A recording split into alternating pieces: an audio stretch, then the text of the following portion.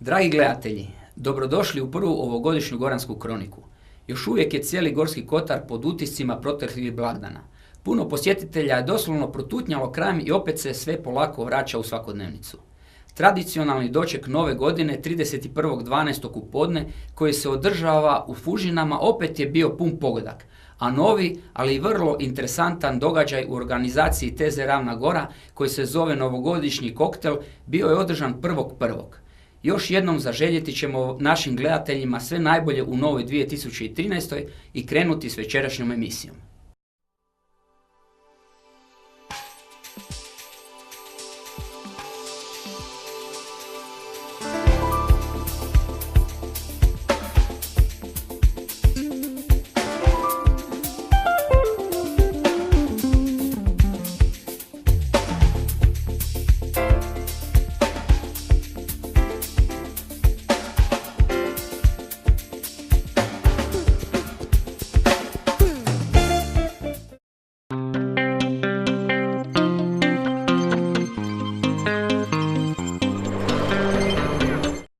Udruga Artus iz Karlovca u suradnju sa zadrugom Luizijana i kućom prirode Kotač organizirali su u galeriji Kotač u Lokvama prodajnu izložbu fotografija Vile i Vilenjaci koje su nastale na području Gorskog kotara.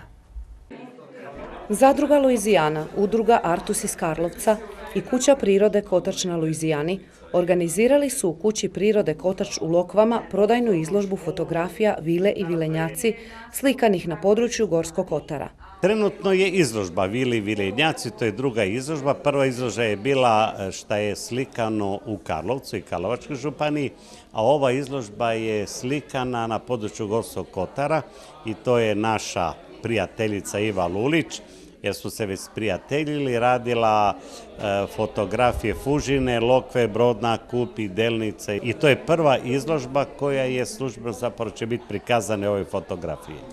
Autorica izložbe je Iva Lulić, a kao male Vile i Vilenjaci sudjeluju štićenici Doma za nezbrinutu djecu Vladimir Nazor iz Karlovca.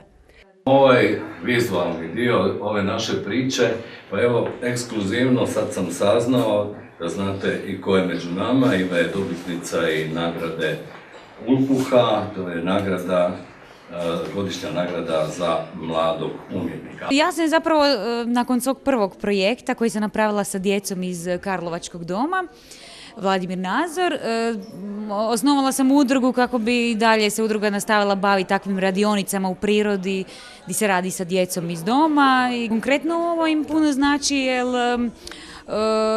nekako stječu samopouzdanje, stječu tu neku upornost, jer kad pogledate fotku može izgleda jednostavno, ali oni su nekad i satima ponavljali scene, glumili. Kad bi se išlo uz Lokvarku i preko Lokvarke koja je sad tu nabujala, tu bi se moglo poslušati. U Lokvarki živi vodenjak.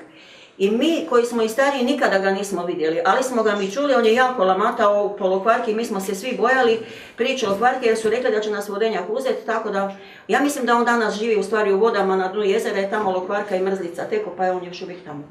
Dosta traje priprema. Kao prvo treba naći lokaciju naprijed, znači lokaciju isto nije lagano nekad pronaći. Onda nakon toga naravno treba doći sa svom opremom, sa rasvjetom, sa kostimima, šminkama i onda kad smo spremni za snimanje, kad sve postavimo i onda to može trajati pola sata, može trajati 2 sata. Ovisno kak nam ide i ovisno od zadatku. Nekad su teži zadaci, nekad su lakši. Mislim arheologija da bi na taj način mogli dosta turista dovući, jer evo 2 američka sveučilišta, 1 englesko sveučilište, Španjolci žele nam se pridružiti u ovoj akciji jer je arheološki Gorski kotar jako neistražen. I tako da bi mogli na taj način napraviti, planiramo za 1-2 godine, jednu tu staru zgradu adaptirati gdje bi mogli održavati razne seminare, da bi zapravo i na tom području turizam mogao se razvijati, ali jedan kulturni turizam, ne onaj masovni turizam koji je, jer kad vi dođete jedanput na kulturnu kartu svijeta, kad bilo tko pritisne sada kaže gdje su edukativni centri, kad vam se jedne lokve, malene lokve prikažu u Hrvatskoj, toga nema u Hrvatskoj, mislim da će to biti jedan veliki poticaj za razvoj turizma. Izložba će biti otvorena do kraja siječnja i može se razgledati svakodnevno.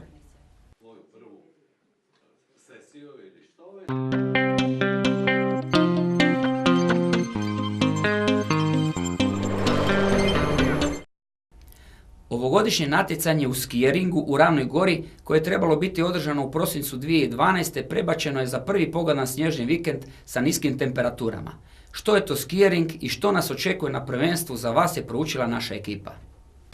U Ravnoj Gori postoji 1360 metara duga staza Hribac-Hlevci, na kojoj se redovno svake godine održava natjecanje u skijeringu, a koje okuplja sve veći broj zainteresiranih sudionika.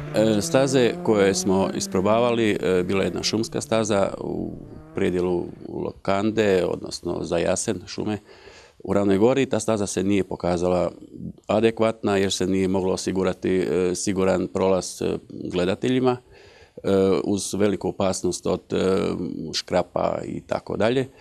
Pa smo obnovili stazu, odnosno pronašli stazu u Hribac-Hlevci, to je na predjelu između Skrada i Ravne Gore, i ta staza se pokazala idealno jer je uspon zadovoljavajući. Za sve koji možda po prvi puta čuju za skijering, možemo im reći da je to zimska sportska disciplina u kojoj sudjeluju jedan vozač i skijaš surfer kojeg se vuče na konopu dugom od 7 do 8 metara. Tim mora u najkraćem roku savladati ledom i snijegom prekrivenu stazu, čija duljina ne smije prelaziti 2 kilometra.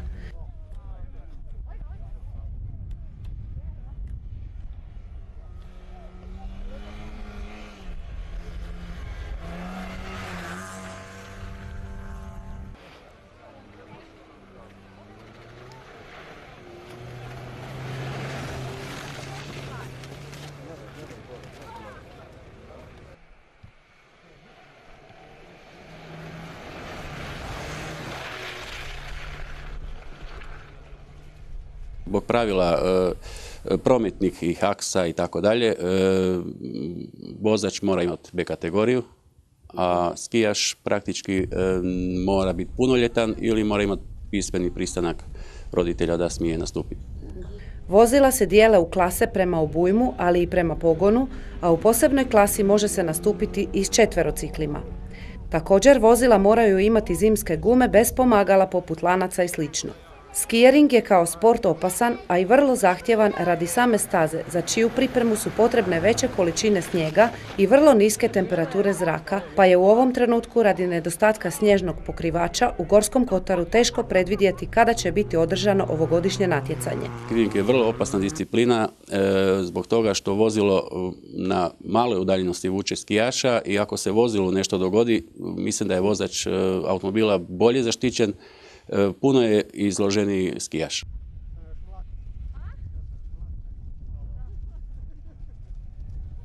Vrlo je zahtjevno pripremiti stazu jer samo prolazak Ravice nije dovoljan. Stazu intenzivno natapamo 2-3 dana prije utrke vodom da ona uhvati led praktički, jer je zbog velikog prolaska vozila staza bi nakon sat vremena asfalt bi izašao van. Organizatori s kojima smo u stalnom kontaktu su najavili da će to biti prvi sljedeći vikend za koji to bude moguće, tako da vam preporučamo da redovno pratite Dnevnik i Goransku kroniku u kojima ćemo objaviti termin održavanja.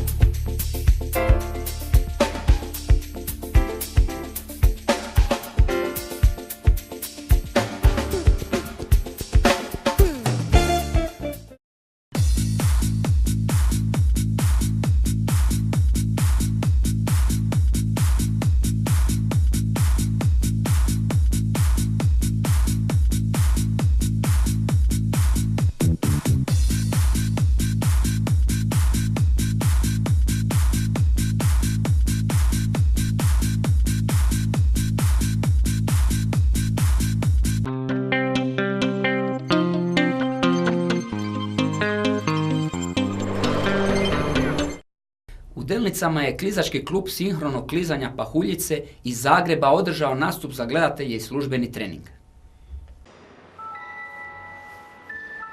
Dolaskom malih klizačica iz Zagreba ili Pahuljica, kako im je službeni naziv, delničko klizalište zablistalo je u punom sjaju. Pred zainteresiranom goranskom publikom Pahuljice su izvele svoj program sinkronog klizanja, a nakon toga i službeni trening. One same nisu mogle u kratkom roku istrenirati nekoliko nastupa, pa smo odlučili pokazati njihov program koji su ove godine pokazali na prvenstvu Hrvatske i napravili smo jedan božićni mali kratki nastup, a ostatak smo odlučili pokazati na koji način mi treniramo. Naš prvotni plan je bio da idemo u Opatiju i onda da dođemo u Delnice trenirati. Međutim, zapao je onaj veliki snijeg i nismo mogli nikako stići do Opatije i onda da ne bude sve izgubljeno smo se dogovorili sa turističkom zajednicom grada Delnice da dođemo ovdje i onda da ipak tu napravimo nekakav mali nastup za gledatelje.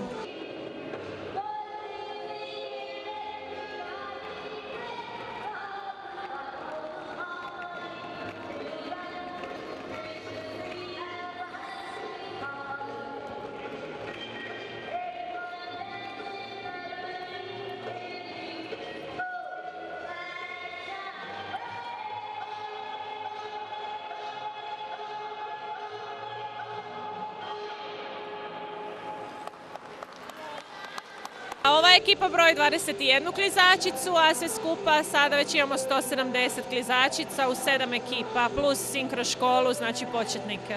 U drugim zemljama te sve djevojčice vježbaju umjetničko klizanje i onda još dođu zajedno na trening sinhroniziranog klizanja, ali kod nas to nije moguće jer ne mogu uzimati privatne sate i tako. Ovo sve što kližu zajedno.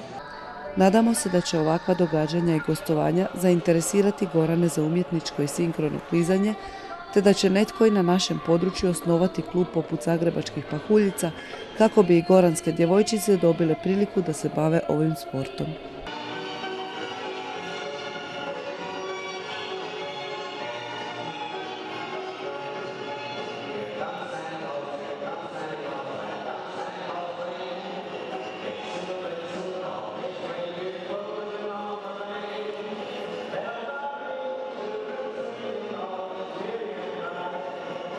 Da, ja sam 16 godina trenirala umjetničko klizanje i onda sam prešla u sinhronizirano i išli smo na 6 svjetskih prvenstava. Najbolje što smo se plasirali bilo je 16. mjesto u Kanadi. Eto, sad sam glavni trener i više ne treniram. Nama se ovdje jako sviđa i ovo klizalište je u stvari na idealnoj poziciji što se tiče nekakvih ljetnih kampova.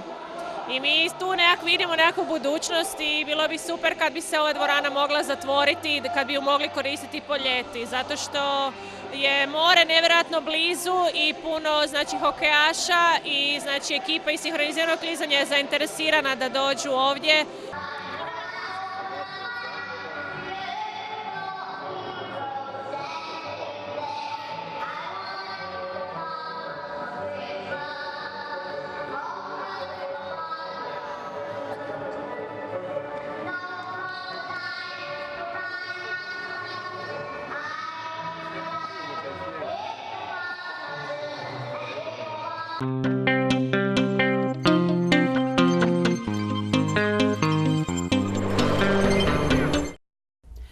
Neuobičajeno topao vikend izmamio je u gotovo proljetnu šetnju brojne Gorane.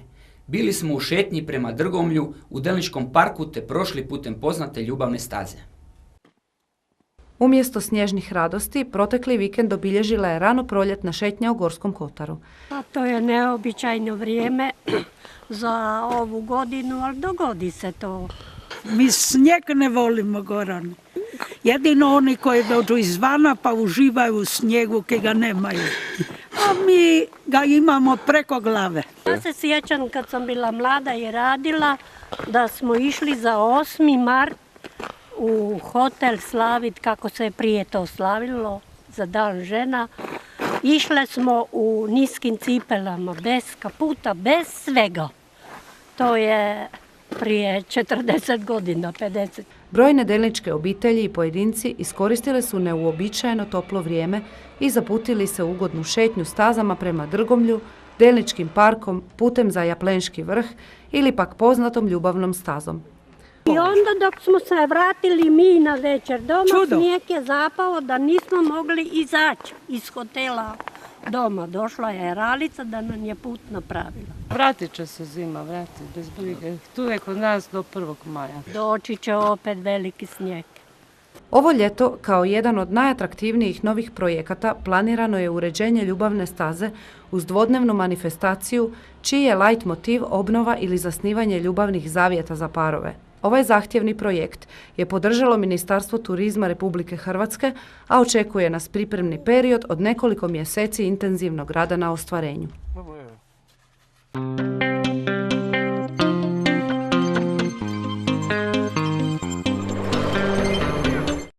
Sanjkalište Džina iz Kupjaka, jedino goransko sanjkalište koje ima proizvodnju umjetnog snijega, protekli vikend je okupilo brojne male sanjkaše iz cijele Hrvatske. U potrazi za tako željenim snijegom u Gorskom kotaru na ugodnih plus 13 Celzijevih stupnjeva put nas je doveo do sanjkališta Džina u Kupjaku. Jako lijepo i jako interesantno za djecu.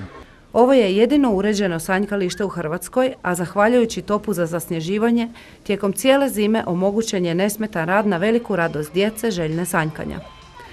Sanka. Nisam. Jeste ko držao? Ja sam se držala za špagu. Aha, za špagu. I za koga još? S kim si se sankala? Tatom. Vlasnik ovog sanjkališta je poduzetnik Đorđo Cerin, koji je nekad imao vlastitu autokuću.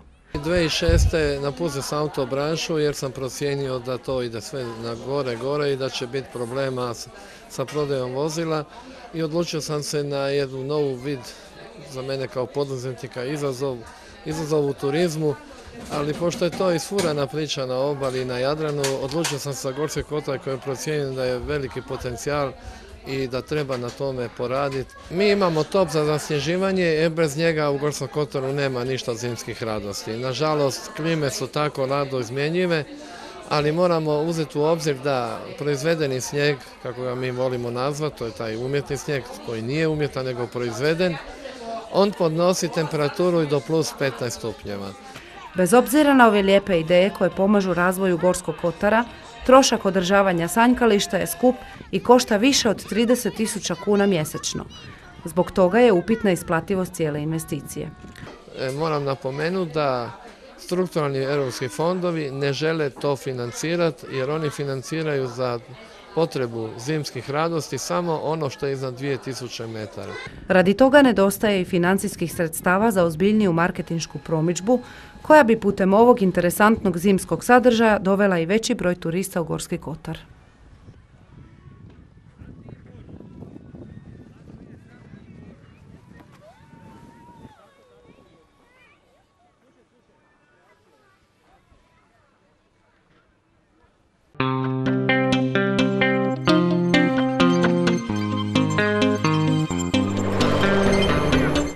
OPM Koncept organizira edukaciju o fotonaponskim sustavima u Maloj vijećnici grada Delnica 15. siječnja 2013. u 17 sati.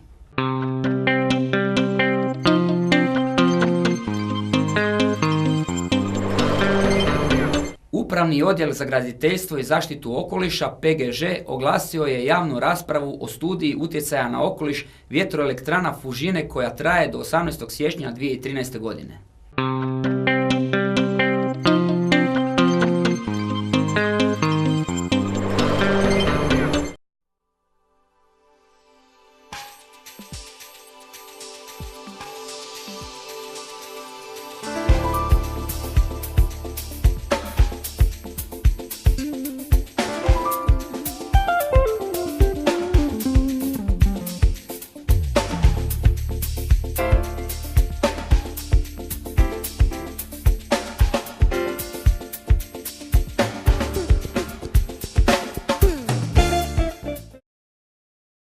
Da vas podsjetimo, naša tombola se bliži kraju. Još samo ovaj tjedan kupite i sudjelujte u razvoju naše televizije. Javno izvlačenje biti će 15.1. u Radničkom domu Delnice. Za one koji još uvijek ne znaju o čemu se radi, ponovimo. Glavne nagrade su 7-dnevni smještaj za 2 osobe u hotelu Breza u Ravnoj Gori, za po 4 osobe u apartmanima Juričić u Liču, Wolf u Tršću, te za čak po 6 osoba u apartmanu Štimac Lokve. Tombolu po cijeni od simboličnih 10 kuna kupite u turističkim zajednicama Gorskog kotara, u društvu Gorana u Zagrebu, te u Rijeci, u Unirentu i u studiju New Look. Naručite još samo ovaj tjedan putem e-maila na gorskikotar.tv@gmail.com.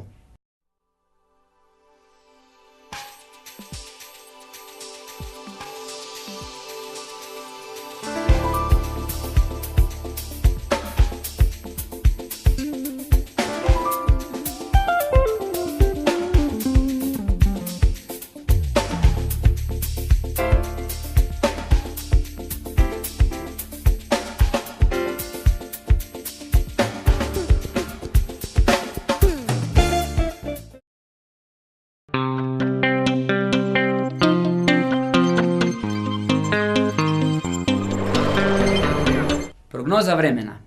Ovaj tjedan čeka na stabilno vrijeme sa temperaturama iznad 0 stupnjeva Celzijusa, do vikenda kada su ponovno najavljene snježne padaline. Ugodni ostatak večeri želi vam ekipa TV Gorski kotar.